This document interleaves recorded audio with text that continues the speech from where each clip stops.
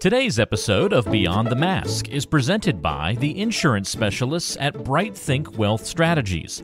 Find the disability insurance coverage that fits you best right now. Email Robert Smith at rsmithjr@financialguide.com.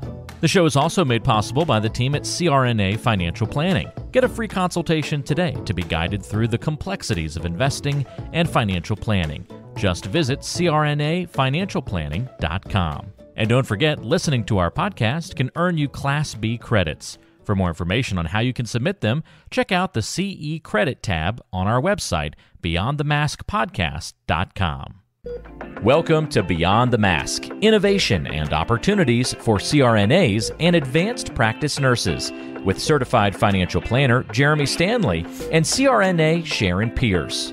Jeremy Stanley has worked with CRNAs for more than 23 years, and Sharon Pierce is a former president of the AANA and the NCANA. Join us as we leave the operating room and learn the latest in the CRNA and advanced practice nurse industries. Beyond the Mask starts in 10, 9, 8, 7. Hey Sharon, how are you today? I'm doing good. How are you? I'm good. I can't complain. And when I do, you don't want to listen to me, so that makes it even worse, well, right?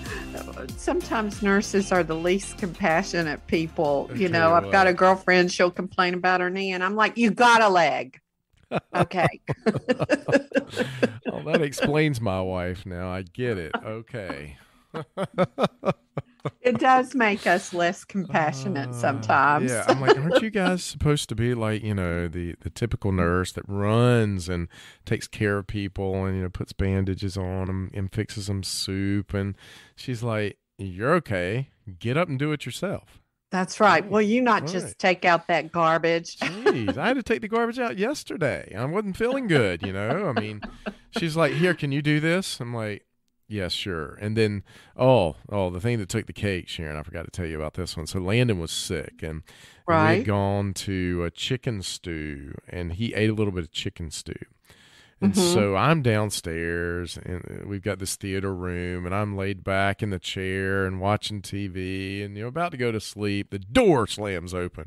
I need your help. And I was like, whoa, okay, all right. So I get up, I go upstairs. Landon has thrown up everywhere. You need to get the cleaner and clean this up. I'm taking care of him. And I'm like, oh my God, I don't feel good. Now I got to go downstairs and get the carpet cleaner thing and hook it up, put the stuff in it. And so she's talking to me, and I've only used it a couple times, relatively new. And she's like, you need to do this. You need to put that in there. I said, I don't need you telling me what I need to do, okay? This might not have ended very well. It actually was fine because she kind of knew and I kind of knew. But, I mean, it was – but anyway, back to the compassion thing. Nah, not a lot. Nah. Maybe for other people. Nah. Yeah. Yes, that's true. That is true. But not for your – spouses and stuff, they can take care of themselves. So all right, we better digress on that one. Welcome to our listeners, right? Yeah. Maybe you guys can relate to some of this, I bet there's snickers. If we could hear them, people are laughing. Yep, that's me. Well, Sharon, we have a special guest with us today, somebody we've both known for many, many years. And I'll let you do the introduction because you had this great idea to bring him on. Yes, I would be happy to do that. Our guest today is Bobby Jones, and not only have I known Bobby for a long time, little known piece of information, when I ran for the state house in North Carolina, Bobby was my financial, what title did we give you? It was a more of a marketing director. Marketing director. He was kind of a jack of all trades. He could do anything because he's the one who put together my initial budget and told me, okay, actually, we thought that I could run the campaign for $17,000. And yeah, well, it had never cost over $8,000 to win. So we said, Bobby put everything together and said, if you can raise $17,000, we can run this campaign. And we raised $67,000. And you still lost. Yeah. Yes, we did. And I still lost. Thank you. But we, but why? But we know why. I mean, yeah, exactly. We were outspent 5-1. So, what do you do there? Sharon, I used to think your blonde hair, was just blonde hair, but I really didn't know that it was a target. Frames the face. Very nice. Honey. I live with a target on my back. Okay, so Bobby has a podcast that I listen to all the time. And I love his podcast. And I wanted to get him on our podcast so that CRNAs who have not had the opportunity to find him and listen to him can find him and go and listen to him also. So I listen to Bobby every single week. So, Bobby, why don't you talk to us a little bit about your podcast? Well, first we get into that. Why don't we hear a little bit about your background, Bobby, and tell us a little bit about you. And you've got an interesting background here, and that might bring our listeners up to speed. And then you can tell us about our podcast. How about that? Sure. So, basically, I am a retired CRNA. I was a nurse for a total of 13 years, a CRNA for 8 of those. But in my path growing up, I was raised in a military household. Both my parents were, government employees, and we lived modestly but comfortably. And, I came from a family that, had firefighters and people in the military and things of that nature. And so there was this idea that you need to go and go to work and trade time for money, have a good, solid W-2 job. And I was raised with the idea that you needed to go find a place that was going to give you some kind of a retirement. And so the interesting thing about that, though, is that I came to discover later in life that I was much more of an entrepreneur. I don't know if you can call it shiny object syndrome or whatever, but I was always looking for something else outside of what my traditional career was. And so I went through a ton of different paths to kind of get to where I am today. And it was that process of discovery and that process of exploration and research that really led me to want to start this podcast. And it's the Plan B CRNA Podcast. And the idea behind it is to shed a light on the different healthcare professionals who are doing something on the side, because that was something that blew me away when I actually got into the CRNA profession, was how many people had something going on the side. And I'm like, why in the world do you need that when you have this job that is safe and secure and it's going to make you, a very, very comfortable, good living? Why in the world do you need something on the side? And so that's kind of what I explored. And what I learned through my own experience is that, hey, you go through burnout, you go through times that are maybe a little more lean if you're, working 1099.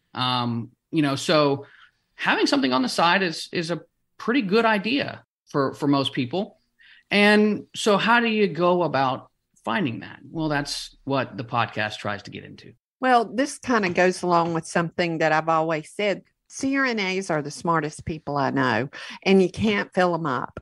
I mean, once they learn how to give anesthesia, they're always searching for something else. It's absolutely fascinating to me, the different things, the side hustles, if you will, that CRNAs have. And I remember, you never followed through with this, but when I was campaigning, you were looking at opening a distillery at one time, or a brewery. It was actually a brew pub. It was a brew pub. Yeah. Well, and so, but that's okay. So that's an interesting story because, we had, I learned a ton through that whole experience. We went through the process. It was me and 2 other partners, and we were looking into starting a brew pub. Okay. And for those listeners who aren't aware of the nuance, a brew pub is not just a brewery. It is a brewery and a restaurant. And so the idea that we had was that, hey, we could have the brewery that brought in money, we could have the restaurant that brought in money, and we can have, we could have like music and entertainment and stuff that would bring in another source of revenue. So kind of a 3-legged stool there to rely on revenue. And the interesting part about that was that, we went to the banks and, we had a certain amount of money that we could put down, but it was going to cost about $1 million to get opened up. And we had about 100,000 we could put in. And of course, the banks were like, that's not enough equity. You need to bring a little more skin into the game. And we were like, what do you mean? It's a great business plan. It's this and that. and so their response was that, well, if you could just do the brewery, then you wouldn't have to worry about the restaurant, and breweries themselves have a lot higher percentage chance of making it. Whereas restaurants, 85% of them close. Yeah. So especially during their COVID, concern. Right? Yeah. Oh, well, and this was before COVID. This was back, 2015, but still, it was something that was interesting because at the time we had a team. I had a brewmaster and I had a restaurateur, and then there was me. And so it was like, okay, well, if we don't need the restaurateur, then that's one of our partners that's just completely cut out of this idea, And so basically then it's me and the brewmaster, and what are we going to do? So they had the idea of you could have food trucks that come by and then figure out what your audience wants. And then you can do all that. And it just got to be a lot more like work. And I already had a job. So I just thought, this is just not coming to fruition, and maybe it's for somebody else. Well, Bobby, I think you just hit one of the nails on the head there. Any side hustle, anything you do is going to take time, and it's going to take a lot of time to do it right and actually start to make money from it. And I think a lot of times what we find with people is they get into these things and they're really gung-ho and they're ready to roll and we're going to do this. And then all of a sudden the work starts coming and the time starts coming. And then the money that needs to be put in starts coming, and they go, whoa, wait a minute, to your point. Mm-hmm. Hey, I already have a job. I'm out of here. What do you say to that? Because I know it's something you've got to deal with a lot. Well, but that's the way it comes. What is it they say? It takes 10 years to make an overnight millionaire. So like you have to put in the time and the effort and the research to make something happen. And even if you put in the time and the research, it may not be something that fits the lifestyle that you want. Correct. Yeah. I agree with you completely. Like you can't go into something and think it's going to be easy. These TikTokers get out there and, these videos on YouTube and, I can get you making, $1,000 a day or whatever. And so much of it is scammy, and the numbers are inflated. The level of ease with which people say they make the money is just not accurate. And so that's where you have to really put some good time in. And, but the first step is getting the ideas of what you want to look into and finding a passion. And a lot of that comes from just trying to answer a question. I've had several people on the show who are inventors, or, they have their own business and they're actively solving a problem for other people. Mm-hmm. And that's where, the passion that you have for a certain project can come in. But also, there's a demand there. If you're answering a question and it's something that needs answering, then there's an automatic demand for what you're starting to produce. Or avoid. Yeah. Well, you put out kind of 3 different kinds of podcasts. You must think in threes all the time. My friend Carol Doisher, she calls it the trifecta. It's a tri-leg. It's a stool. You ever think about it? Yeah. 3 legs. Yeah. Carol calls it the trifecta. Yeah. And so you've got a trifecta. So you have a provider spotlight, which I totally enjoy listening to the different things that of CRNAs, their side hustles. I like the health coach, the weight loss coach. Mm-hmm. I'm listening to the gal who bought ice machines right now. Of course, aesthetics. You've got several providers on there. Thoughtful Thursdays, which you say is your therapy, and then the rabbit holes. I love the rabbit holes. So why don't you tell a little bit about that? Because it really sounds odd me saying that. Yeah. Well, so okay, the reason I came up with rabbit hole is because first off, Bigger Pockets has already taken deep dive, so I can't steal from another podcast directly. So, but I decided to do rabbit hole episodes because I often find myself going down rabbit holes to find out more information about different side gigs. And, I had a period of time when I was working 1099 and I was working at an eye center, and our particular anesthesia group was let go, and they were hiring another anesthesia group. And so I was working then for a GI center that needed me kind of sporadically. So I had a lot more time off than I was accustomed to. And what did I do then? I just went to podcast university. Like, I just was listening to all kinds of podcasts, trying to find other ways to create income, and what is it? Necessity breeds invention is what they say. So yes. That's what I was trying to do, was just trying to find out more information. And I love it. I love finding out more information about different side hustles and side gigs. And so what I do for the listeners is I pick a particular side gig, and I do, a deep dive on it. And I do a lot of research, and I try to present in a fairly systematic way what is the market for this particular side hustle? What is the demand? What is the growth projection? How do you actually get into it? How much does it cost? What kind of time commitment is required? Competition, all those kinds of barriers to entry. Yeah, competition. Yeah. What's the competition like? Because if it's a high cost to entry, that's a high barrier to entry, right, which means you have less competition. Right.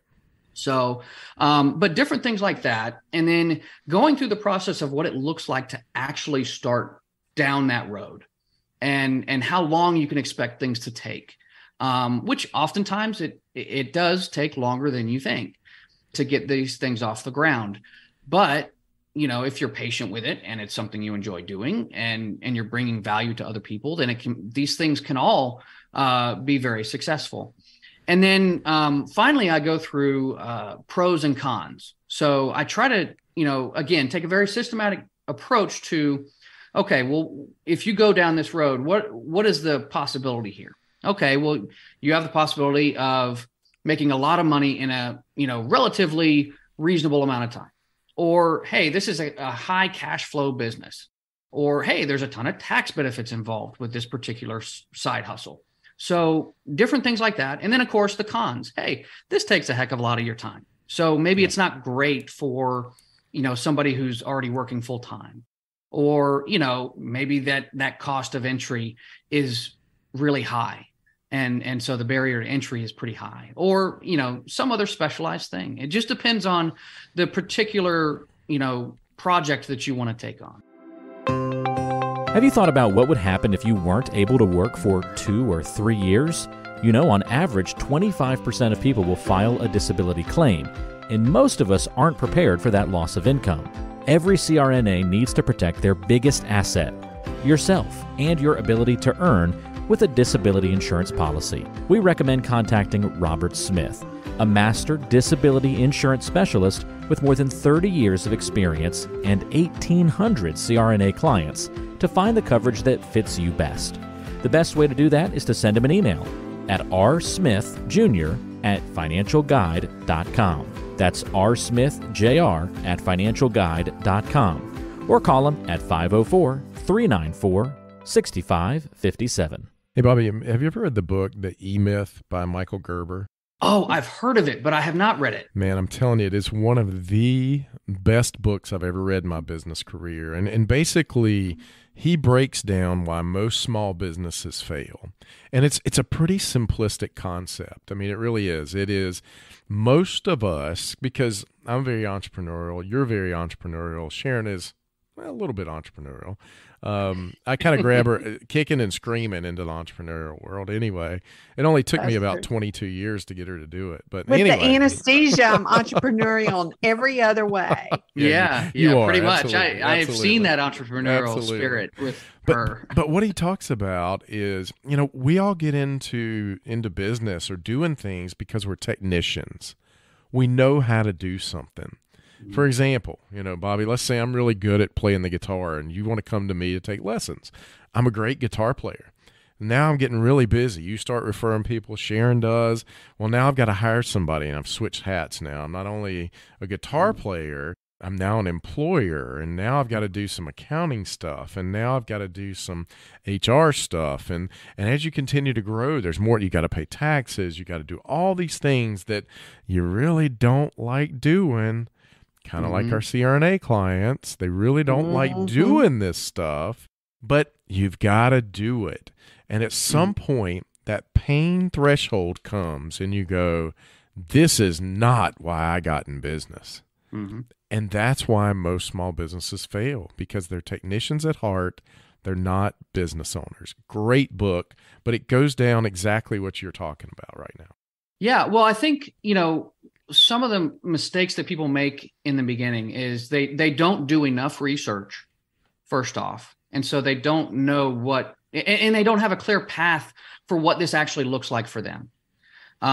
So do you want to have a business that is you doing everything?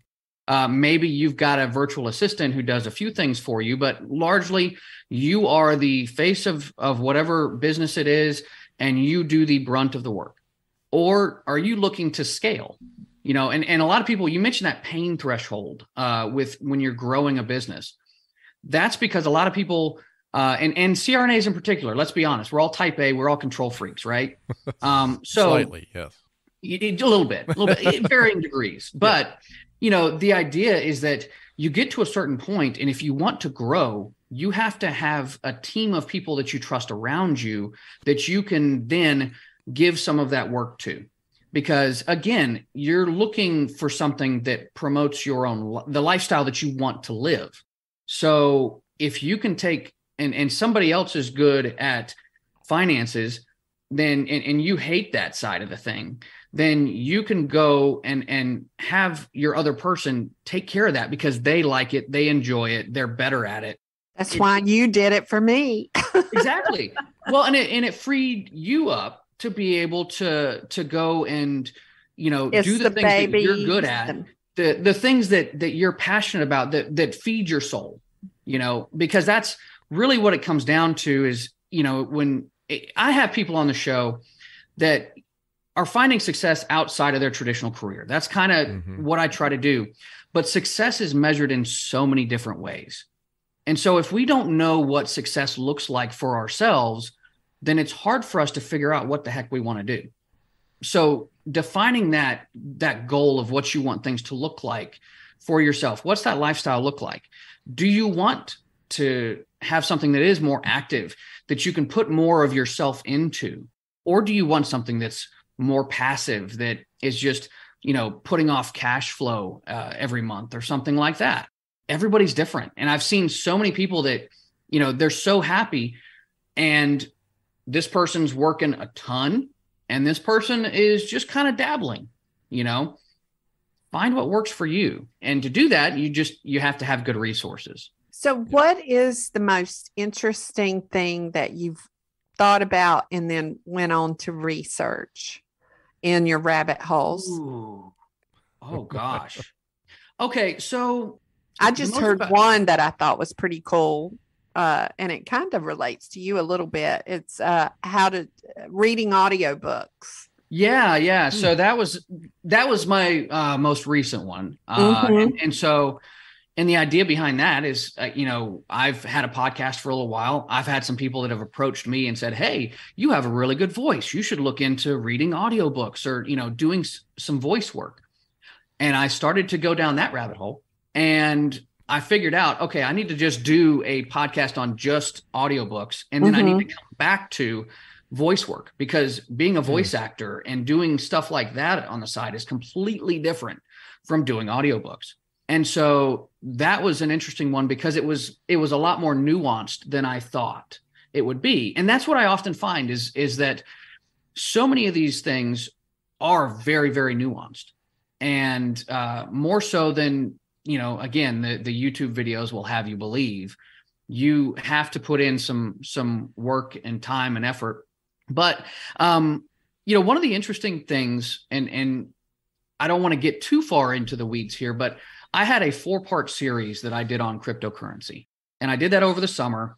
And of course, that was after some of the crash that's happened with crypto. And of course, a lot more has happened in the crypto space since then. But learning just the basics of the crypto markets and how they're intended to function, and then learning where the risks of that kind of an investment are. Hey, it's not very regulated, and anybody can get into it. That means anybody can get into it, like literally anybody. So there's good and bad to that. That was an interesting one. I've had some others that are some of my particular favorites. There is one on being a loan signing agent that I found I just really enjoyed that idea. And basically the idea is that anytime you sign a mortgage document or anything like that, there is somebody there who has to witness and be a part of that process and show you exactly where to sign on the dotted lines and stuff like that, and make sure you do things correctly. And that's a person who gets paid to do that. And the pay is often, pretty good. So that was one that I just never thought of. And it's a low barrier to entry. You become a notary, you take a loan signing class, and that can cost anywhere from a couple $100 to a little over $1,000. And you get your equipment and you go. And it's kind of a PRN gig that people can do on the side, and it's low stress. I mean, you're literally watching people sign papers. But wow, the thing is, never knew there was something like that. There's nuance to it, though, because you think about the many different types of loan documents that are out there. I mean, there's so many possibilities. And if you don't guide somebody the right way, if there's a signature missed, then that's a ding on you, and you got to go back, or they have to go back and sign it again. And you may have trouble getting work if you're not crisp and on top of things. So, again, that's a downside. There's not a whole lot of room for error there, but that was one of my favorites. Another one that was one of my favorites was merchant processing. Basically, that one is about, you go into a store, and everywhere you go in a store, they have a card reader. Well, the merchants that are processing those payments, they have to pay a certain percentage to the banks. And so, getting a piece of that pie, going up to companies and saying, hey, I've got the backing of these banks and stuff like that, partnering up with good partners, and saying, hey, I can offer you services. I can get you a new machine or better services, and I can save you money through my services versus the services that you're currently using. And then you get a small slice of that. And so there is a maintenance part of that where, hey, you know what? I go in and I visit these stores, once every couple of months. Maybe I refill their paper for the receipts. Maybe I do different, other things for them. So there's a customer service aspect to it. But the idea is that it is generally, somewhat passive income, because once you get a company, to get on board with you, then you get residual income from that. Have you done one on secret shoppers yet? So I did do not specifically secret shoppers, but that reminds me of my Christmas episode last year. I went into a bunch of different side hustles around the holidays. So, basically you could be a UPS driver on the side during the holidays, make a good living, or work for UPS, make a good living. You can, you can have a Christmas tree farm, or just sell Christmas trees on the side. You could, they make a ton of money doing that, right? I know. Just remember, you're a farmer, though. Yeah, exactly. So you can write off your farm. Yeah. So there's some tax benefits there. Right. But there's so many things around the holiday. You can go put up lights for people. A lot of landscaping companies are doing this now, where they need people to put up lights on people's houses and take them down after the holidays. So a CRNA that you probably know too, who used to work at Pottery Barn during the Christmas season, because she decorated very well and she could get everything for like 50% off. So she would work there and get all of her stuff every year. And she said it was actually kind of cool because, I'd like to do something mindless, kind of like that. A guy I went to high school with was vice president of special events at Disney. And I told him I wanted to come down there and do a sabbatical and work in Disney. I told him I wanted to be Sleeping Beauty, but he told me I was too old. Oh, it's like she doesn't age at all. It's amazing. Beyond the Mask is made possible by the team at CRNA Financial Planning. With almost 2 decades of experience, the firm guides CRNAs through the complexities of investing and financial planning. Schedule a free consultation today by calling 855-304-3748 or go online to crnafinancialplanning.com. So Bobby, let's talk about the podcast. How did you get started? And what gave you the idea to do a podcast? I remember exactly when Sharon and I started doing this podcast. We were at the NCNA meeting in Charlotte at the Embassy Suites, and Sharon and I are talking, and she goes, "We need to do something together. What should we do?" And then she goes, "I got it. Let's do a podcast." And I'm like, "Okay, I've never done a podcast before. Have you?" She goes, "No, but I've listened to a lot of them." And so we're there. And Deb Flaherty was there, and so we start brainstorming about this name, and she actually came up with a name. So I remember exactly when we started doing it, and I thought, we'll try this, we'll see where it goes. And now 240 episodes later, here we are. So it's interesting to me for other folks who've gotten into the podcast business. What gave you the idea? Why did you decide to do this? Well, so I had started my own business about a year before, right before the pandemic. And the goal that I had was I was going to go to different CRNA conferences that I'd been to, and I would have a booth and I would tell people all about my business. Then a month after I opened, I got my LLC done, everything shut down. Yeah.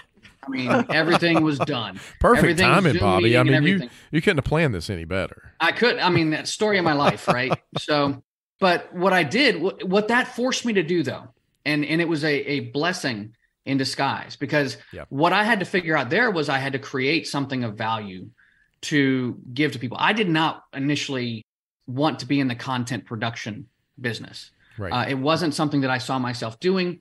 I thought, gosh, that's a lot of time and effort that you got to put into something. But it was something that I knew it was kind of being pushed by some of my peers. And, so what I had to do, I waited a while and I tried to adjust my business accordingly. And I got to a certain point where I was at a conference, and this was January of 2021. And they had a gentleman there who did a whole presentation on podcasting and why it was important to have a podcast, why it was important to have a platform for your business, and how you could become a thought leader through that process, of starting a podcast. And I mean, it came down to, and I told you guys, the microphone that I use, he went into that, and here you need to get some good noise canceling headphones and get yourself a green screen and do all these different things. And all this stuff is not there. The barrier to entering into the podcast space is not high. But the problem is that most people start a podcast and then they stop before they even hit their 25th episode. Yeah. And it takes 6 to 9 months to really start coming to fruition with what you're trying to accomplish. And it takes that long to build up an audience, to get the word out, word of mouth, or however you're doing it, and to really build your listenership up. And so I decided at that point, there were so many podcasts on, real estate and financial matters and things of that nature. And to be quite honest, I get bored talking about that. So I wanted to do something that was different, and I wanted to gear it towards healthcare professionals, and specifically CRNAs, because that's my community. That's where, I've forged relationships over the years, and that's the company that, or the people, the group of people that I identify with the most. And so, and I've seen the burnout and people coming into work and just not, feeling very happy about it. And people, it amazes me that people in these 6-figure jobs feel trapped.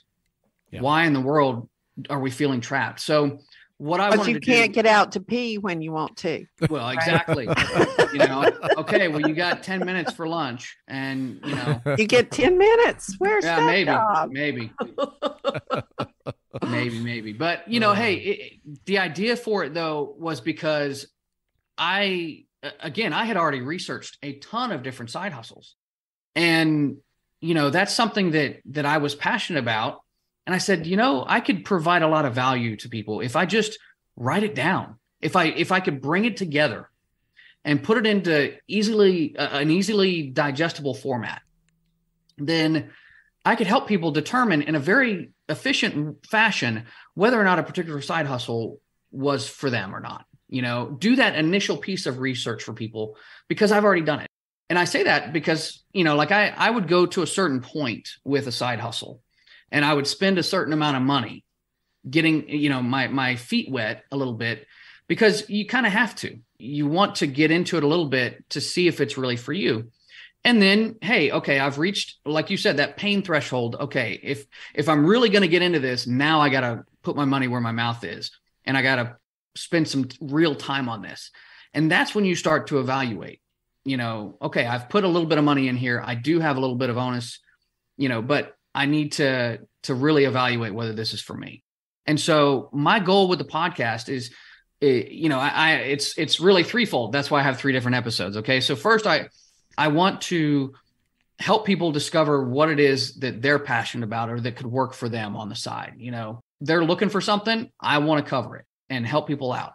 Secondly, I want to interview people in the anesthesia community that are doing those things on the side, that are finding success.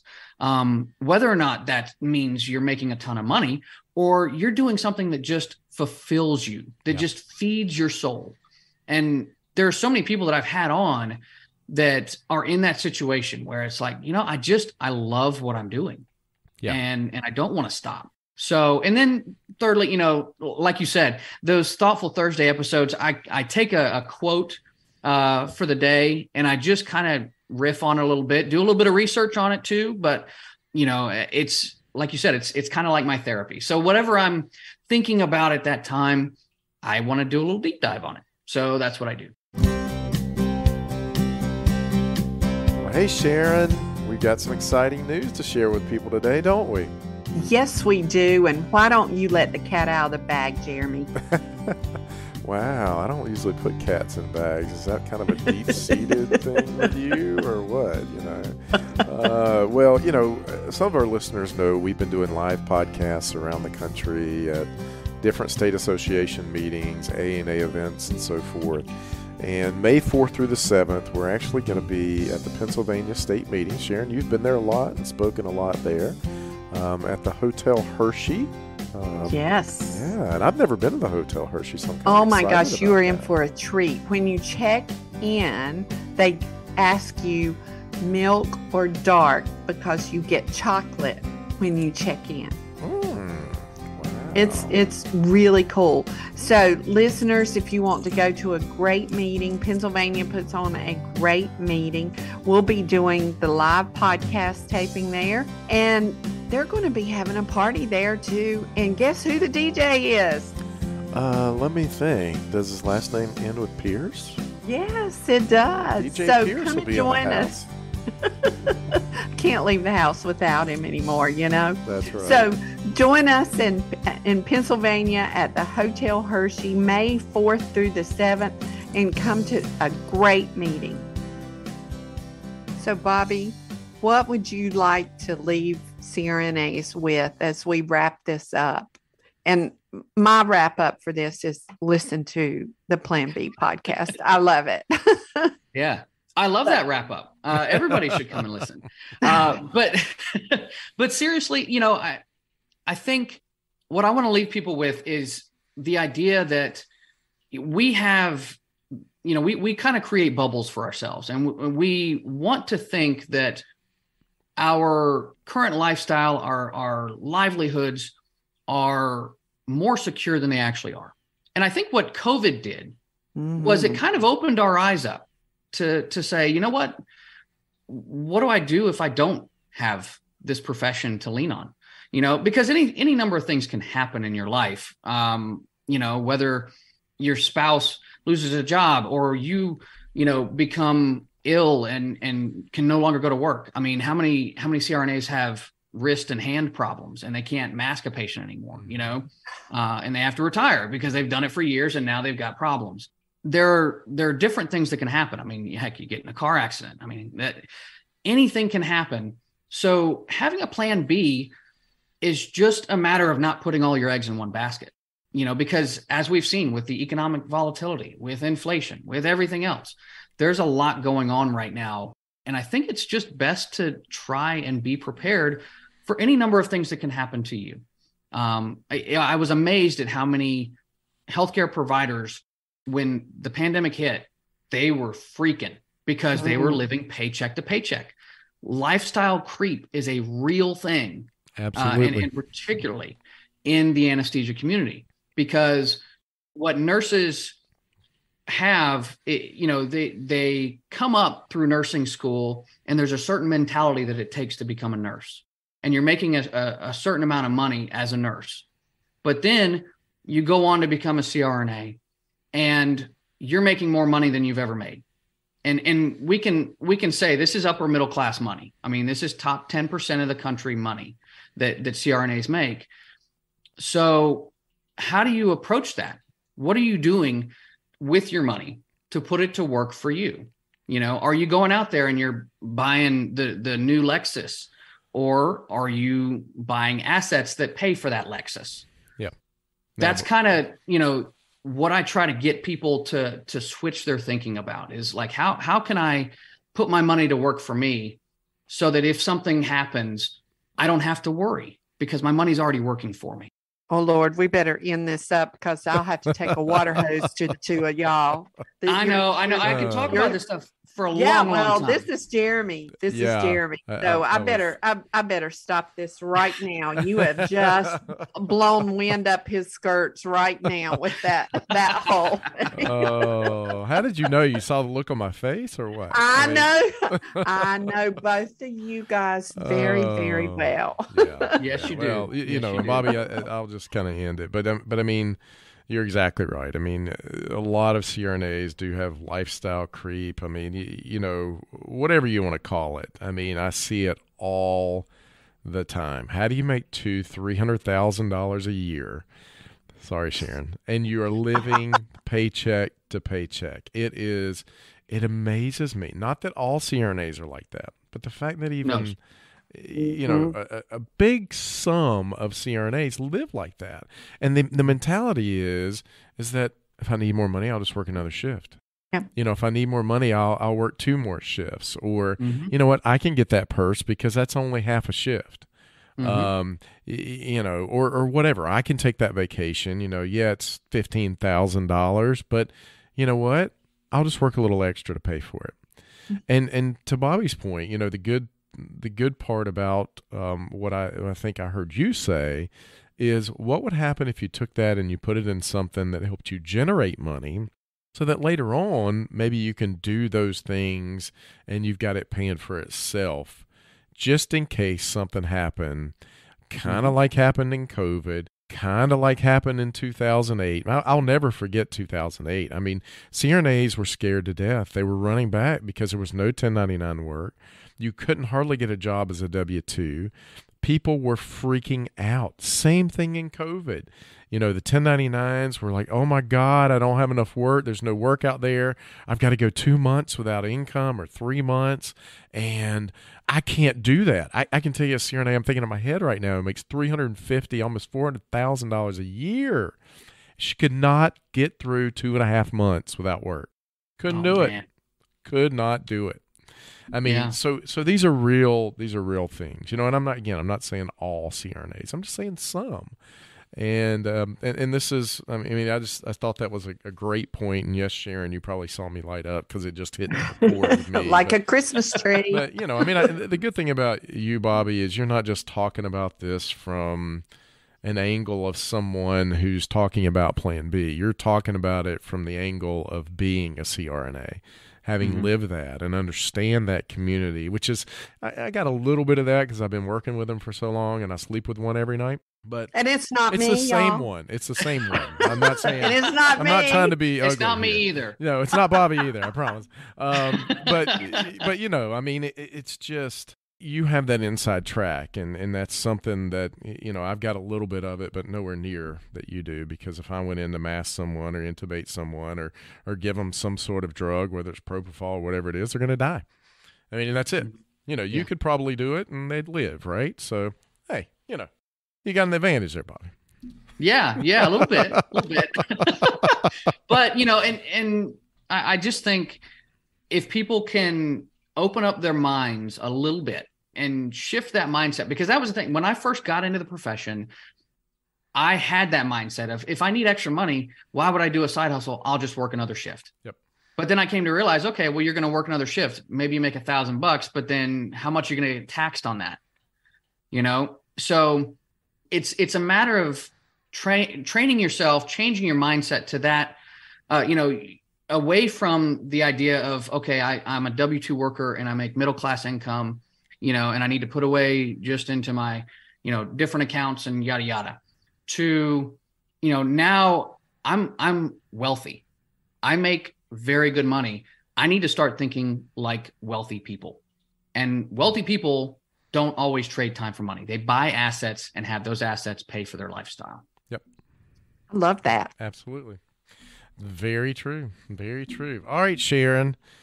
Well, I think it's a wrap. But, Bobby, we want to thank you for being on. Thank you for all you're doing for the CRNA community out there. And, you know, you always have wonderful insight. And I know that I'm glad Sharon kind of put this out here and put it in my ear. And, you know, we wish you all the luck in the world and hope your family's doing well. And, Sharon? I think it's a wrap. Yeah. Thank you guys so much. I'm so humbled to be on the show today, and I really appreciate this opportunity that you guys have given me. So thank you. So Keep much. your time open. When in case I run for office again, I'm going to need you again. Hey, you know, it'd be the band back together. Get Deb Flaherty. You know, she named the podcast, and you've seen her creativity in action. Oh, I love Deb. I love Deb. You know, Sharon, the band never all gets back together, but never it never works that way. You know, never works that way. So no. Well, the lead singer's still going to be in the band. There you go. All right. We want to thank our listeners for listening to Beyond the Mask with Jeremy Stanley and Sharon Pierce. Did you forget again? I mean, you know. No, I did remember my name today. Sharon, if they like our show, they want to help us grow, what can they do to help our show grow? Well, the best way to help us to grow is to leave us a review, but make it positive. We all know there's enough negativity in this world.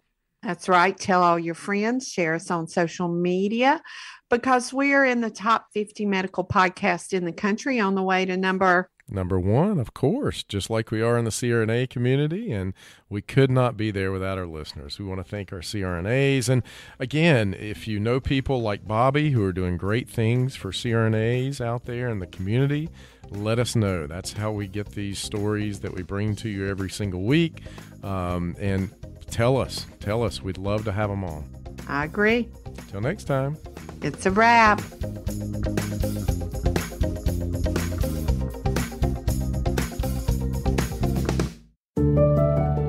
As a CRNA, you spend years preparing yourself for this career, so we don't want to see you lose out on any of the income you've worked so hard to earn.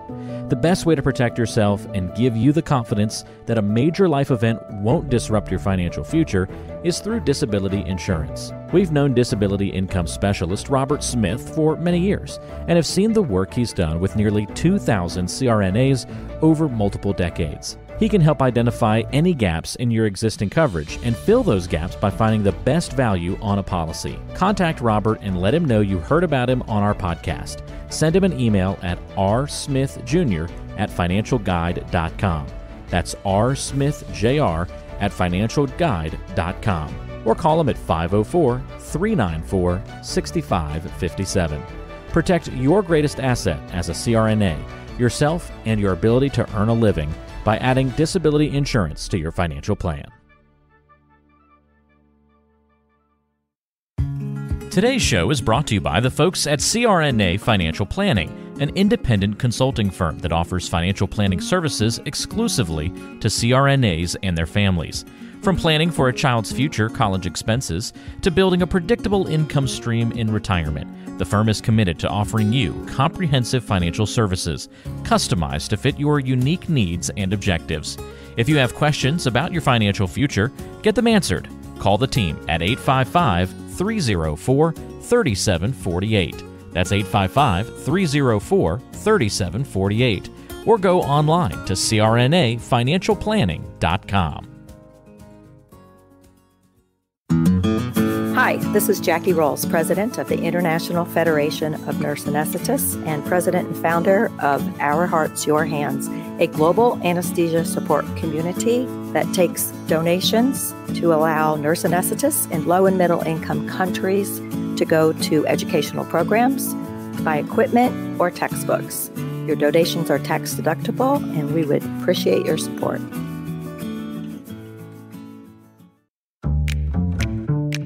Be sure to subscribe to the show on Apple Podcasts, Google Podcasts, Spotify, Stitcher, and anywhere you like to listen to shows. Also, be sure to check out BeyondTheMaskPodcast.com. Each episode is posted there with a corresponding blog post, and we timestamp important parts of the episode to help you quickly get to the content you're looking for. Also, check out the special series section on the site. You can follow along and catch up on the CRNA History Series, episodes specifically about political conversations in the industry, or try the CRNA Personal Finance Series. It's all on BeyondTheMaskPodcast.com.